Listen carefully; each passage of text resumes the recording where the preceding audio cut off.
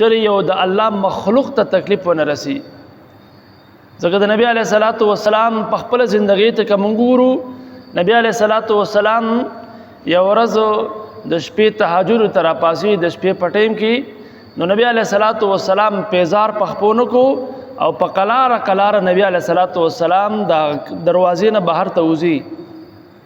عائشہ رضی الله تعالی فرمایي وای ما نبی علیه الصلاۃ والسلام وریدو چې نبی علیه الصلاۃ والسلام ډیر په قلاره بهر ته د وتلو کوشش کوي او پیزار نبی علیه السلام نه پخپو کله. وای ما نبی علیه الصلاۃ والسلام ته आवाज وکړو چې تاسو ولې په داسې انداز سره بهر ته وځئ. وای ما ته نبی علیه الصلاۃ والسلام فرمایل چې زماره تهجد اراده و ما چې زب تهجد وکما خو زه په احتیاط او په قلاره د دې وجه نه وتلم چې حسینو تر خو برایخ نشي. نو نبی علیہ الصلوۃ والسلام په خپل تهجد اراده کړی و خو عائشہ رضی الله تعالی هغه در پاسولو نه چې چرته را پانه سین نبی علیہ الصلوۃ والسلام په احتیاط سره بهر ته وته.